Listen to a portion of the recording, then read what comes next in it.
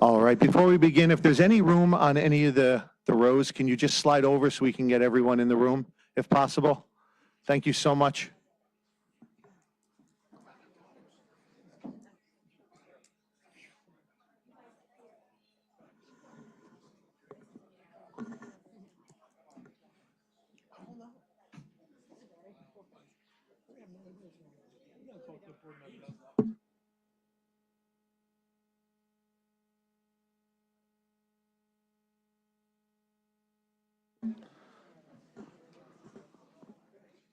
All right, good evening, everyone, and welcome.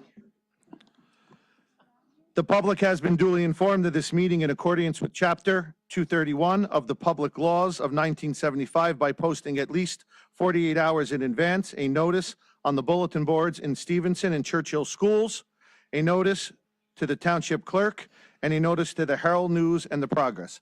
Please join us for the flag salute. I pledge allegiance to the flag of the United States of America and to the republic for which it stands, one nation, under God, indivisible, with liberty and justice for all.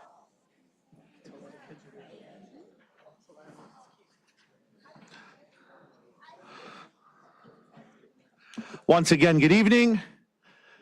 Mr. Gupta, with nothing on the president's report, I would like to turn it over to you. All right. Thanks, Anthony. Thank you guys for coming. This is awesome. I can't wait to get this. Before we jump.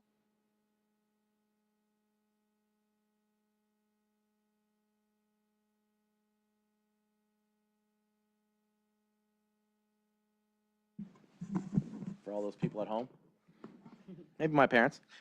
On the Friday before the Super Bowl, both schools participated in the Super Bowl of Caring. It's actually a 30-year-old national event that raises money to fight hunger. Students and staff wore their favorite football jerseys and brought in donations. Churchill raised $527 and Stevenson raised $227.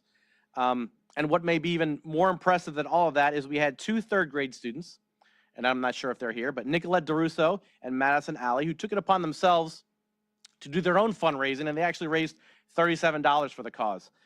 So a check for $754 will be donated to the Caldwell Food Pantry. So thank you to our student council advisors for organizing the event. That's Ms. Malinowski and Ms. Galtieri at Churchill and Ms. Lizzo at Stevenson. And thank you to everybody who participated for that event. Yeah, thank you. And now I'll kick it over to our Churchill principal, Mr. Ray Santana.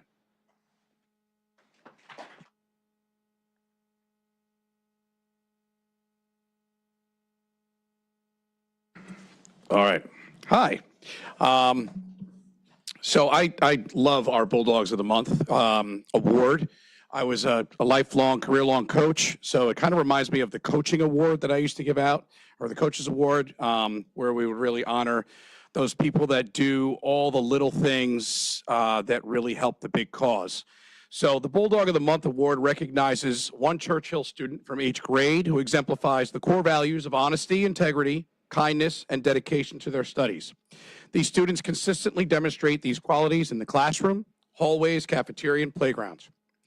As role models, they lead by example, setting a standard of excellence for their peers at Churchill. So, at this time, I would like, are there any Churchill teachers that would like to come up and join us? You're more than welcome to. You're coming up anyway. All right. So, thank you. All right. I'm sorry, Ms. Zincone. On the way in, she's like, don't you dare. I did. I'm sorry. All right. So our Bulldogs of the Month for September, Sammy D, Samantha Drexel.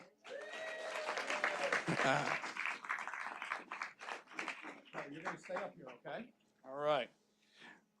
Grade 4, Hasher Hassan. Oh, Hasher. All right. Grade 5, there was a question mark whether or not he was going to be able to make it tonight. James Morrow? No. And grade 6, Rachel Valenzano.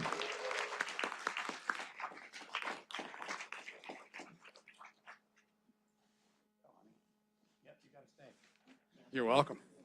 All right, for the month of October, grade 3, Stella Renee. By the way, she gets that every morning. All right, grade 4, Lola Andrada.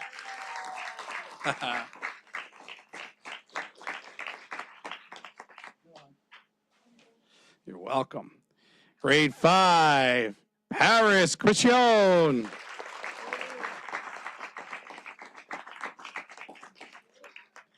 And grade 6, Anthony Noche.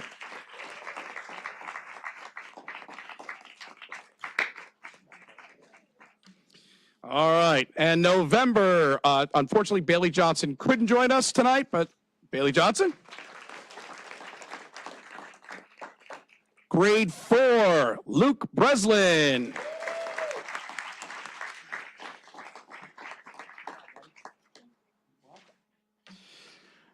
And unfortunately, grade 5, Nikki Nava couldn't be here tonight, so Nicholas Nava. And grade 6, Autumn Lesh.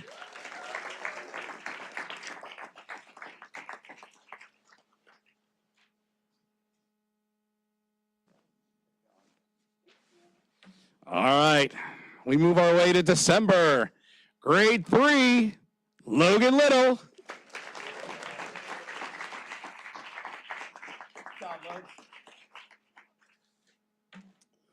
Grade 4, Ariana Mejia.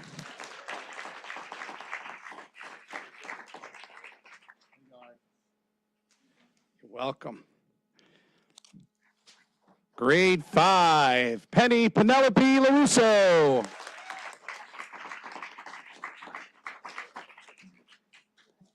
And grade 6, Marley Rosadia.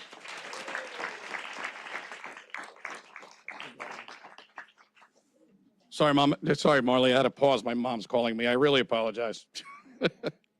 All right. January, grade 3, Charles Zhang.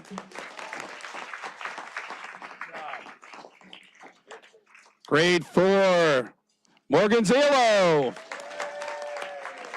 There she is.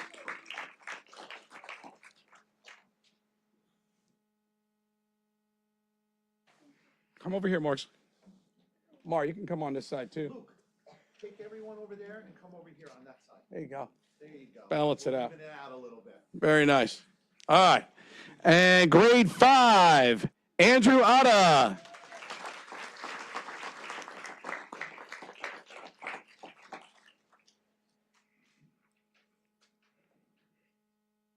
Be careful with the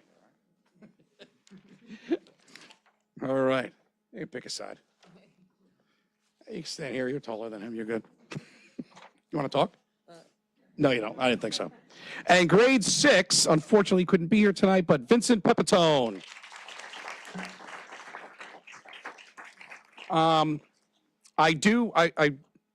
Mr. Gupta and I were talking today, and we are at the 105th day of school, for those of you that don't know. And I just started looking at attendance, and I actually noticed that there are a large number of Churchill students who have perfect attendance right now. So I just want to recognize them real quick. One of them's actually here. No, is she here? I don't know. Pinky Zhang. Catherine Zhang.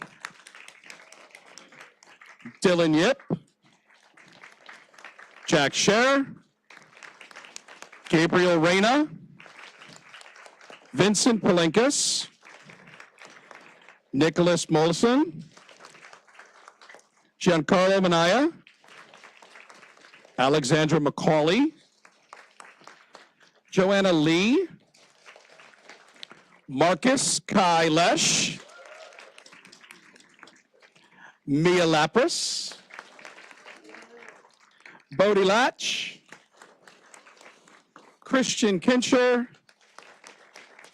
Rocco Fiatarulo. Gideon Soprati. Ellison Soprati. Austin Buffa. And Dennis, I butcher your name all the time. Baranishin. Yes. All right.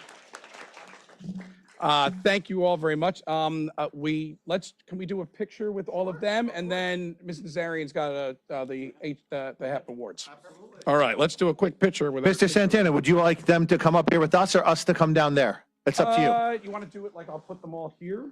Perfect, yeah, absolutely. Let's try that. All right, come on, guys.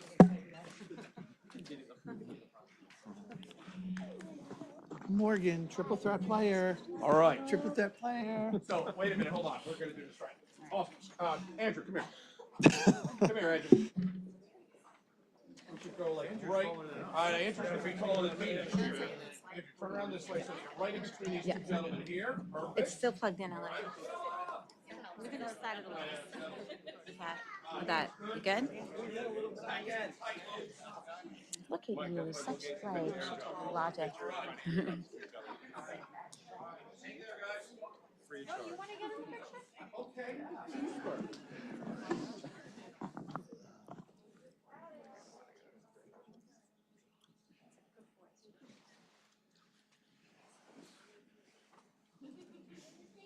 Any parents in the back want to rotate up front to take a picture? You're more than welcome to.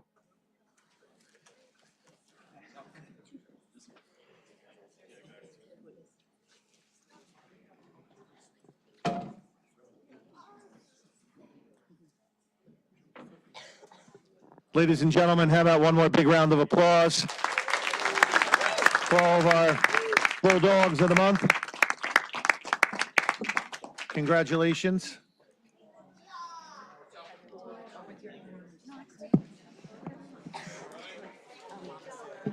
Right. You good?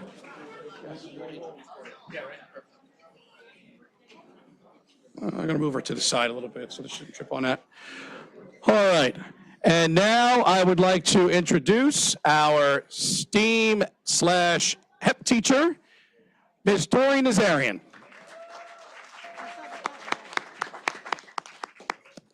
I'm trying not to eat the microphone, but like just be close enough. Is that good? We can hear me? Okay. Hi. As he said, I'm Dory Nazarian, and I am the STEAM and the HEP teacher at Churchill. And part of our high enrichment program is competing in a variety of tournaments with gifted and talented students from all across New Jersey, offered through the 2 consortiums of which we're members. And I am so proud to honor the following 6 students. First, for advancing into and then beyond the semifinals of the Interpretive Forensics competition hosted by the Essex County Steering Committee for Gifted and Talented Education. So if you could come up when I call you and just kind of come to the side. All of the students who competed made it through 2 intense rounds of expressive reading front and center at Montclair State University and did a much better job than I'm doing right now. Okay, so if you could please welcome up Cameron Carter.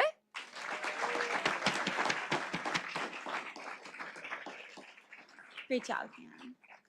Kennedy Scher.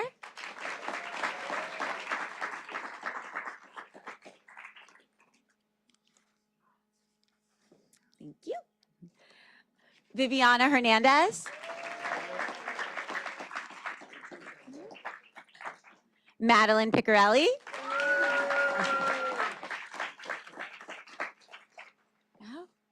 Alexander Pinkoski.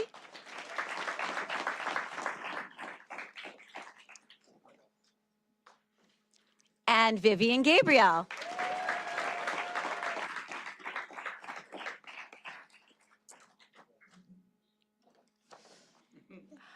Moreover, I wanted to say that Vivian actually made it into the finals, and this means that out of all the 5th and the 6th graders in the JV competition, and there were a ton, just imagine an entire lecture hall just filled to the brim full of 5th and 6th graders. Vivian ranked in the top 6 out of the whole state. Well, this is for you. Thank you very much. But I'd also like to take this opportunity because we actually just participated in another competition with the 5th graders. And so I'd like to further honor Viviana and Madeline again.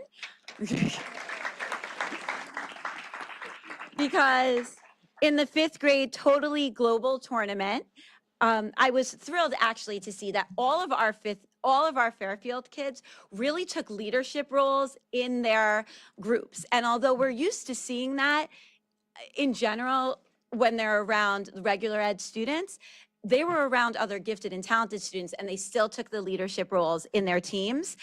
So I was thrilled to see that, but I was actually really ecstatic at the end because out of the 20 teams, Vivi's team ranked 3rd overall.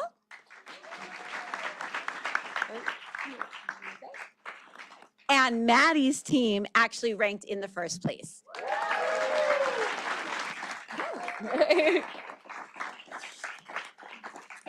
So we still have a few competitions to go this year, and we're eagerly awaiting the results of the huge Fairy House and Gnome Home competition. And if you are ever in the Churchill Library, I highly encourage you to take a look at all the incredible constructions that all of the students did throughout 3rd through 6th grade. It's really my honor to get to teach such amazing kids. And I even have some of my HEP students that are out here. And it's just really great. And I want to also give a little plug to invite everybody in the community to come to our first Gifted and Talented Parent Night on March 24th over in the gym at Churchill. Thank you to the board and the administration and all the parents in the community for all your support of the High Enrichment Program. Thank you very much, and congratulations, Mrs. Arian. Great job with everyone. Absolutely. You guys can come up here with us. Come up here. Come around, and that would be awesome. Yeah, of course. Oh, we don't need to move it. We're good. Probably need it spun though, right?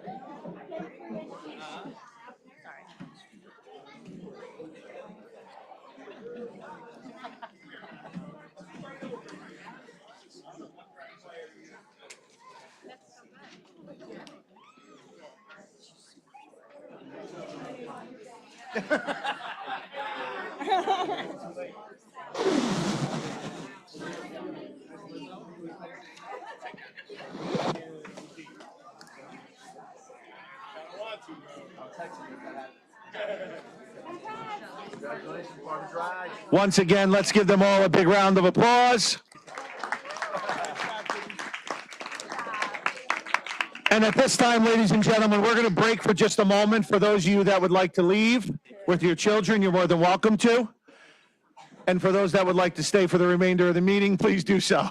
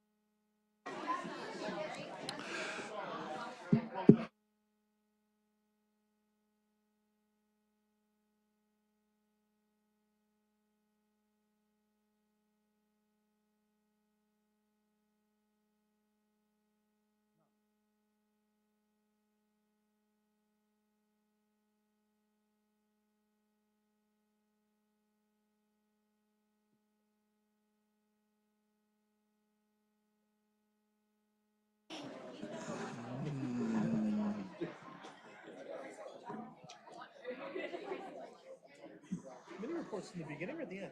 The end. Right now. No, we used to do it at the end. We don't do it at the end anymore? No, it's first thing.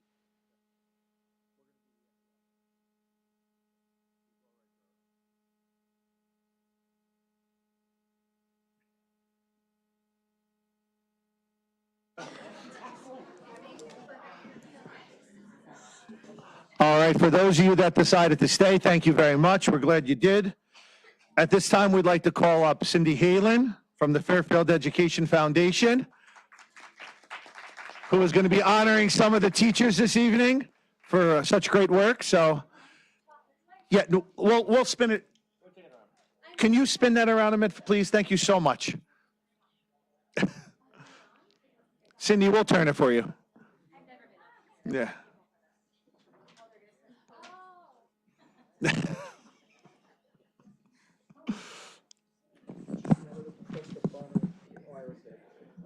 Yeah, we're already good. Okay. Oh, now that we've cleared out. Okay, good evening, everyone. It's an honor to be here on behalf of the Fairfield Education Foundation. So I am Cindy Halen, one of the Board of Trustees. But before we introduce our grant recipients, we just wanted to take a moment to express our gratitude towards the Fairfield community. So your support has once again made it possible to give back in a meaningful way. So because of the generosity between our small fundraisers, our local donations, corporate matches, and our Cupid's cocktail party, we are thrilled to announce that the foundation has awarded over $34,000 in grants this year. These funds will directly benefit our students and teachers, creating opportunities for innovative learning and growth in our schools. A special thank you does go to our grant committee. It's a group of dedicated volunteers who spent countless hours carefully reviewing each proposal, ensuring that every dollar awarded would make the greatest possible impact. Their hard work and commitment to this process are invaluable. We also want to take a moment to recognize all the teachers who did apply for a grant this year.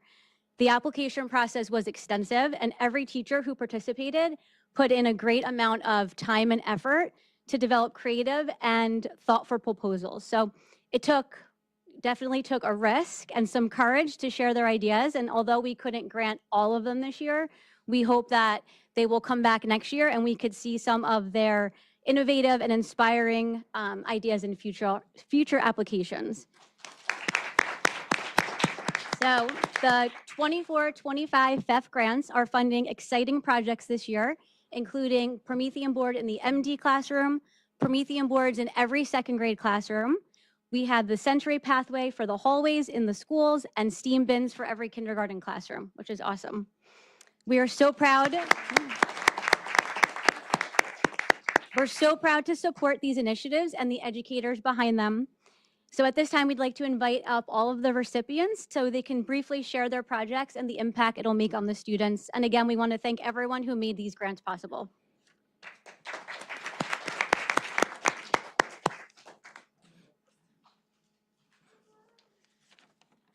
I'm Jen Perrone, kindergarten, Stevenson School. This is Lori Osterman. She's going to be presenting with me. So this year, the administration set a goal and asked the teachers to infuse STEAM into the classroom. Kindergartners love to build and create in the STEAM class. So we thought that STEAM buckets will be the best way for the teachers to meet this goal. So we sat there, we're like, how are we going to meet this goal? And we said this was the perfect way. The students will plan so here are some STEAM buckets. This is what we mean. So there's little toys, these are flakes, and there's little building manipulatives and materials for them to build. Anybody want to come up and play? So I figured, of course. So although they're small, they're very, useful in the classroom. But so what we did is we ordered 21 different or 2 or 3 different materials to play with. And we implemented 3 different materials for like a 2-week span so they could get used to those materials. Then we introduced the next few buckets and we added on and on and on. So with this, the students will plan what to build independently through imagination and personal experiences. Like today, some kids said, I'm building a monster truck. And then we went to the library for book swap and he picked out a monster truck. So obviously he went to see a monster truck show and he brought his personal experience into the classroom. The students will have the opportunity to explore these materials, develop independence and higher level thinking. The students will be able to use their knowledge of 2D and 3D shapes to construct. The students will compose and decompose throughout their time with a specific bucket. We're having a little trouble with decomposing because they build these beautiful things, and when the time is up and they have to decompose, there are some tears and they just don't want to break it down, but they have to break it down to put it back so that we can play again. So we're working on that part.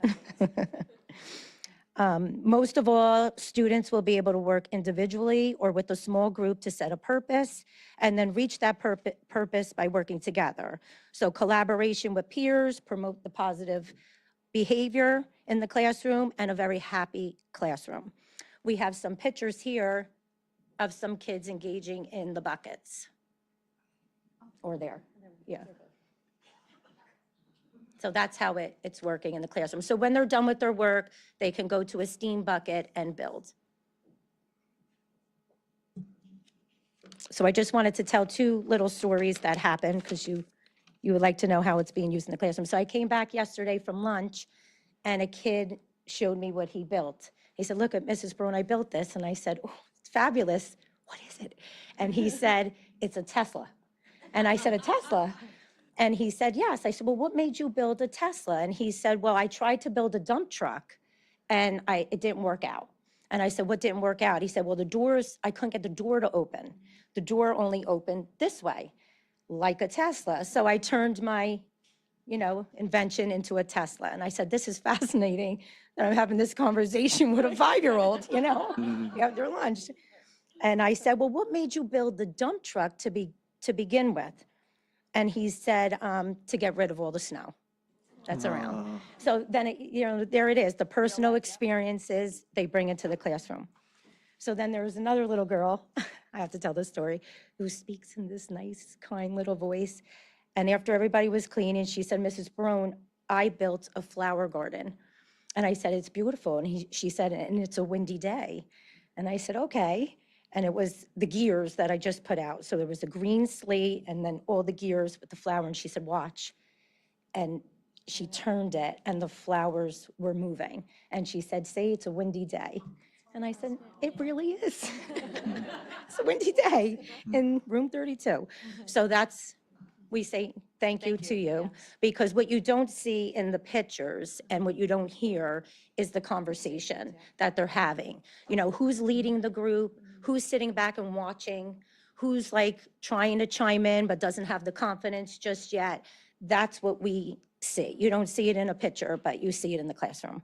So you're all more than welcome to come in, pick a time, and we'll make sure, that it happens, and you as well are welcome to come in just to hear the conversation. Yes, thank you. Thank you.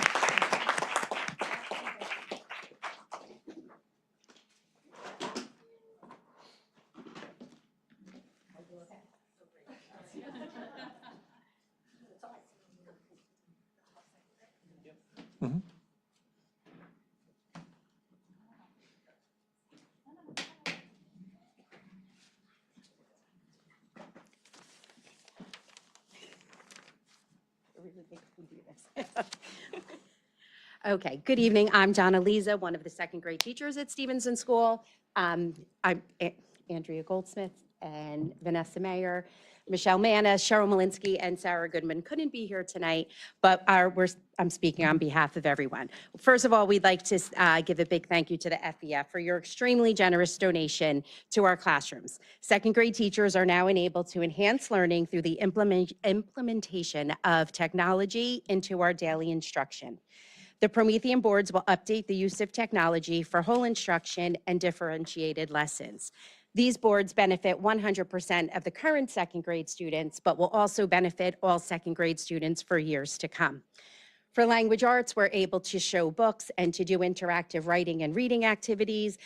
Social studies, we're able to put up videos and mapping, and they're able to come up and interact with the board.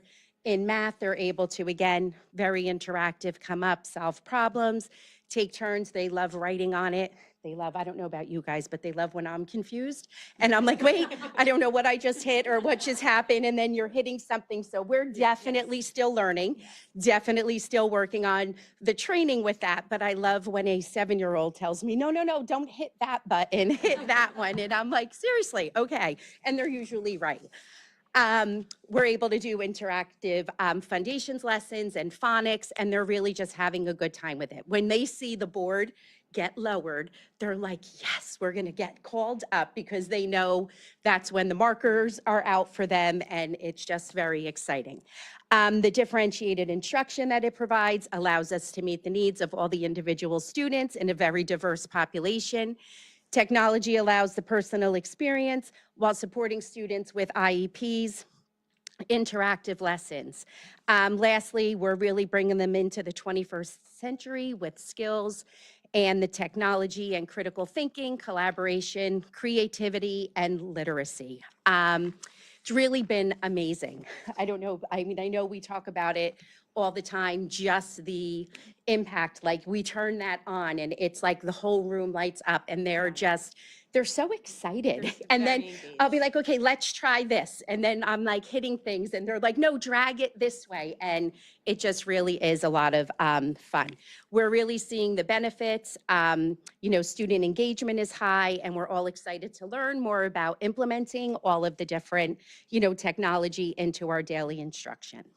So there are some pictures of them coming up and doing different things in the classroom. The boards are great because, as I said, you can raise them and lower them up to their personal height, and lots of interactive things, which we're definitely still working on, figuring everything out and how to implement it. So thank you again. It has been amazing. Once again, let's give all our teachers a big round of applause. Thank you for coming out. Yeah.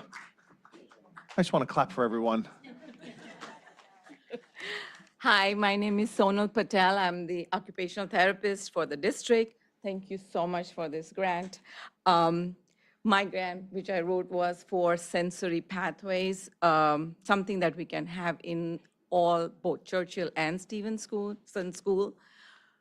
The amount of funding which was provided to us, my plan is to put it in 10 hallways between both schools. We have not implemented it yet because we need the floor clean and waxed. So during the summer, we are planning to put them in so that they stay on the ground. I had a slide on the first one. No, the first slide. No, it was the pyramid, but it's okay. No, it's not there. Anyways, I had a pyramid up. It was the learning pyramid, and the foundation skills of learning are sensory perceptual skills, mindfulness, visual motor, and neuroreflexes. So the whole purpose of bringing this grant was that not only special ed students, but regular ed students can benefit from these activities without taking time away from their academics, as they will be doing these activities while transitioning between classrooms, or a teacher who is seeing that a student is in need of a break can send a student out in the hallway, and the student can access the sensory pathway in the hallway which they are in that moment. I also feel like this would benefit winter months when students don't get to go outside for recess. They will get some sort of structured movement break in the hallways where they can go into a different hallway and access a different pathway, because each hallway will have different activities, different inputs that they get. We also will have some sort of yoga and mindful activities which will be on the walls, which will help their neural pathways, which will increase positive learning environment. Thank you.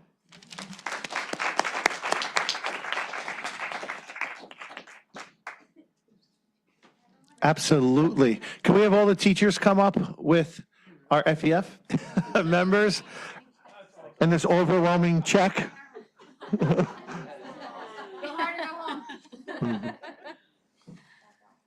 you want to stand in front? So, where do you want? Here, come on over. You guys hold this. Just try your ace. Don't touch it.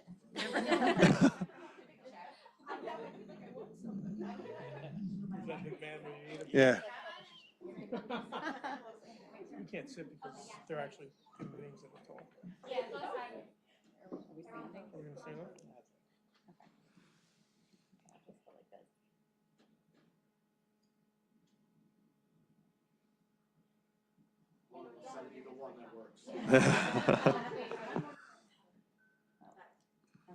All right. Once again, ladies and gentlemen, a big round of applause for all of our teachers and our FEF members. That's a pretty incredible feat to put over $34,000 back into the schools in just 1 year. So congratulations. We look forward to 2025. We're going to take another minute for those of you that would like to leave. Any of the teachers or FEF members that would like to leave. Coach Mike.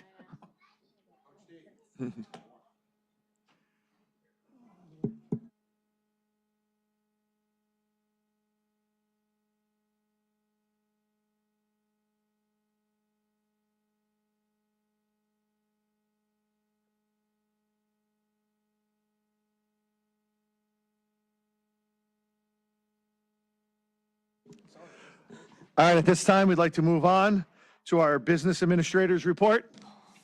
I just had a couple things. Mr. Gupta, the Finance Committee, and I have prepared a preliminary budget. Depending on the state aid figures, which are expected to release on February 27th, that budget may need to be adjusted accordingly. This tentative budget will be adopted at the March 13th meeting and submitted to the Executive County Superintendent of Schools for approval. Earlier this week, the DOE released a broadcast announcing the 25-26 school aid will not decrease by more than an amount greater than 3% of the 24-25 aid. So that represents a maximum deduction of $30,945 to Fairfield. So we weren't hit too hard. So, Question. hopefully, we're not going to get hit, but that would be the max. So that means they'll all definitely decrease, or is that just? No, that means that's the maximum if the state aid comes out, it won't decrease more than that, by more than that. Oh, okay. So, So It Wally, could go up, though. yeah, that was could my go next up, question. yes, it In can. years past, it's generally gone Has up. gone higher, yes, for us. So the likelihood of that is still a It possibility. is a possibility, yeah. Okay, great. And that was it. That was it? Great. Board committee reports? Yeah. Finance Committee met, as Wally mentioned. Obviously, we're working on a draft budget, but I guess my communication will be from the meeting is that, look, we're, this is nothing most of you have been here multiple times, and you've heard me say this. We continue to think about ways to run the district more efficiently. I think Wally's done a great job, and Ryan. Kathleen did a great job last year as well. Obviously, the big benefit for us was the November 23 ballot question. Next year, we're still going to be helped from that ballot question, but that's the last year. And that's for reserve reasons and carrying over and things like that. At a high level, ideally, a district would run like this. You'd have your budget, you would spend less than you budget every year. That money would move into cap reserve, and then next year, your increases would be covered by the increase in taxes. For as long as anybody here knows, it hasn't been that way. It's been the 2% increase since 2011, and fund balance has been brought in to cover other increases in expenses. That's gone down thanks to the work we've done and that ballot question. So we've gotten that to, we're still taking out of fund balance, but we've gotten that to a manageable amount. Granted, some of that is strategic and some of that is a little luck, which we managed to do that with the carryover and even with that $300,000 increase in health insurance. Look, we're still treading water. It's great, but we have to get to a point where we're not always relying on fund balance and luck for our budgets every year. So we're still working on new ballot questions for next year. As I mentioned in the past, we're going to try to do smaller ones over time.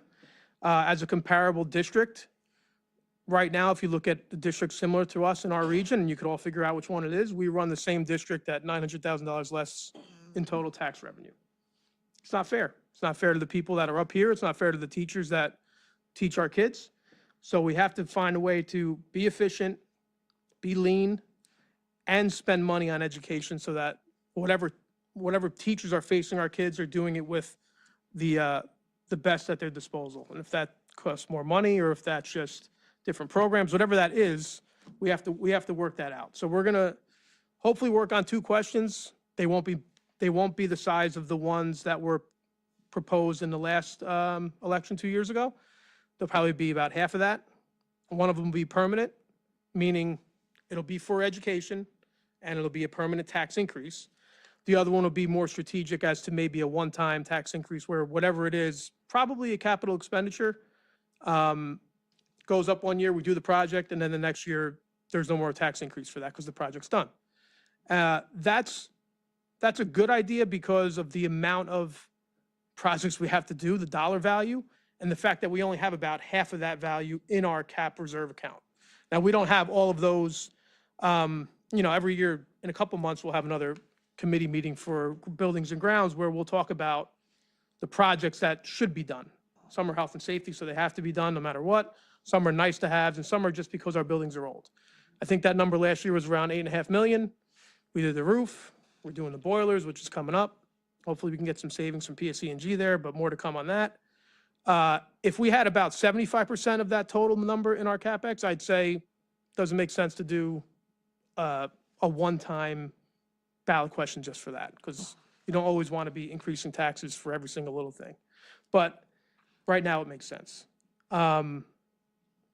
Overall, I think we're doing a pretty good job. We just got to keep going, and rather than be reactive the way we were 2 years ago, I think we have to be a little bit more proactive. And Wally's doing a nice job, Ryan's doing a great job, but keep going. You guys didn't do nothing yet, so. But that's all I have. Thank you. Joe, just ask a question. This was ultimately this board's goal, correct? When we set out in 2023, we had the foresight to know that 2 years later, we would need a question, right? So we're very fortunate that the money that's left over, I said on finance with Joe, like you said, Wally's doing a great job, and Ryan is really, trying to run the school as lean as possible without affecting education, right? Which is ultimately what we said we'd like to shift our concern with this board, and not always be about finance, but it be about educating the kids. So we don't want this to come to a surprise. We knew this was, what we were looking for in 2023 when we put the ballot questions on. We knew every 2 years this is something that we wanted to do.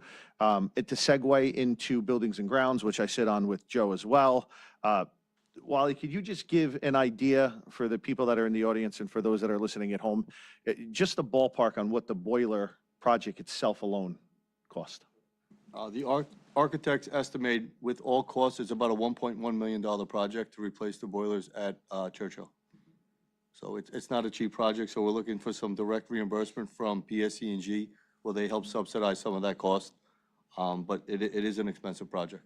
Yeah, and with Wally and Joe touched on about PSE&G subsidizing some of this, it's a very intricate process where PSE&G is willing to replace some of the boiler at like a 40% cost savings, but it's very involved because what they don't cover has to be spec'd out by our engineers, and then different contractors basically have to come in and finish for instance, if PSE&G was doing 50% of the work, the school district, the engineers would be responsible for the other 50%. So say if they dropped the boilers in place, we'd have to have them fitted, sized, hooked up, tested. So, I mean, when Joe says Wally's really, doing a good job of really trying to find every savings he can for the district, he absolutely is. And it's a lot of work, and it's a never-ending job, but, kudos to Wally and Ryan and Joe for being on finance. So,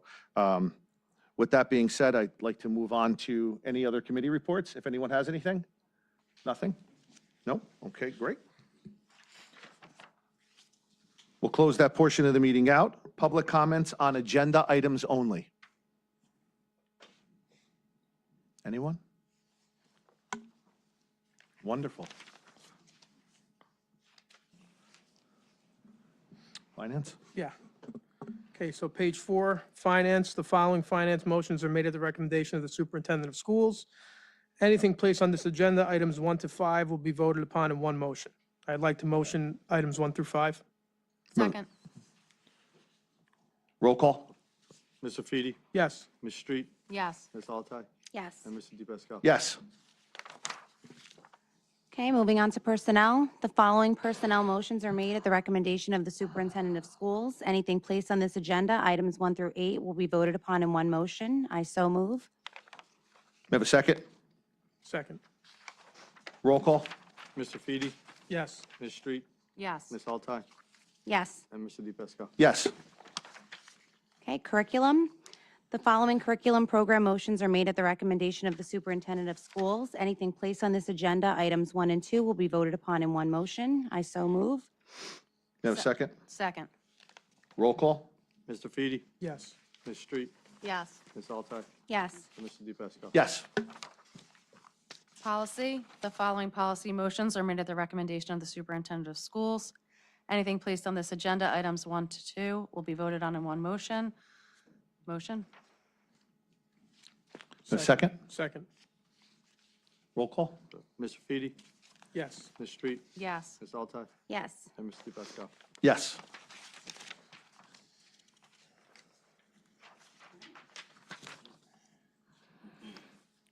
All right, with that being said, we'd like to open up the floor to public comments on non-agenda items.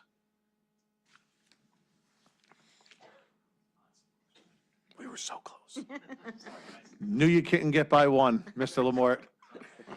Great job with everything. Just question, where, I know we're like working towards the questions, which obviously this will all support. Are we planning like for a referendum, especially for these big projects?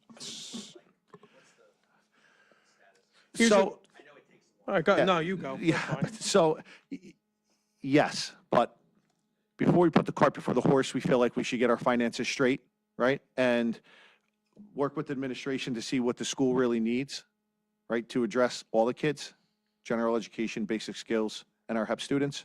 So until we do have grand ideas on what we would like to do in regards to a referendum, but until we can kind of get our hands around capital reserve, the buildings and grounds, the capital improvements that we need, but more importantly, securing our teachers and making sure that they're here year after year, we feel like our efforts for the next year should be on that. And then once Mr. Gupta and Mr. Lindsley, basically say, hey, we're in a better place than we were in the past. And don't get me wrong, we definitely are. From where we were 3 years ago to where we sit right now, the deficit is definitely shrinking. But it's to the point where we would like to get it to where we're not relying on any of that additional funding. We're actually working on a couple different things to generate some source of income for the district, which would be helpful in the future. But yeah, I think we need to meet the goals of the district now and then figure out what we need to do moving forward in regards to size. More about like, the referendum would be more for like the buildings, right? Like, is that Yeah, and can I just add, Yes, of course. so it's definitely, obviously it's for that.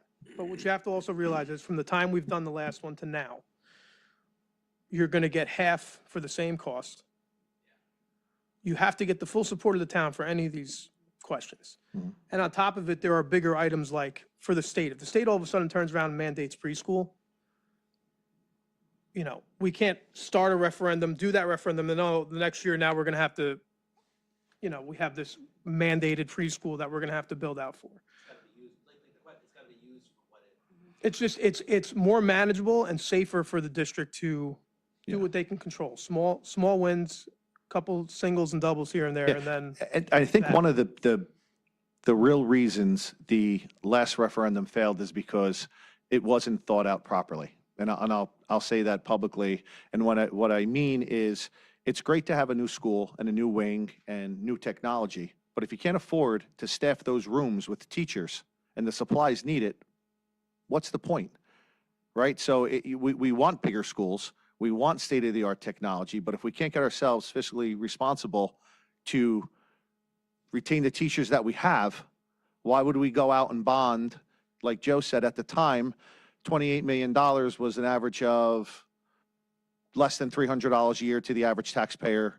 Now you're probably going to get a third, maybe half of what we gotten then for more money. So we're kind of taking the approach of taking care of what's necessary now, and then once we're financially sound, which I think we are on our way to being, then we will see what goals we need to meet next for bigger classrooms, more technology. And again, with, something as silly as, it's a big deal for what these organizations are doing, right? When you talk about the FEF and $33 or $34, $35,000 in their first year, when you talk about HSA, $100,000 a year, this is all very important to this district. And without that, right, things would be very difficult. So to have a new organization come on in their first year, donate $35,000 to something that's benefiting the kids directly, it's phenomenal. So, if 35 last year turns into 40 this year and 45 the year after, before you know it, 3 years, we have $140,000, $30,000 of technology in the schools that we didn't have before. So it's because of those organizations that support the school and the district and that make it possible. But believe me, we do. Members on this board are passionate about a referendum. No, thank you. Public comments on non-agenda items?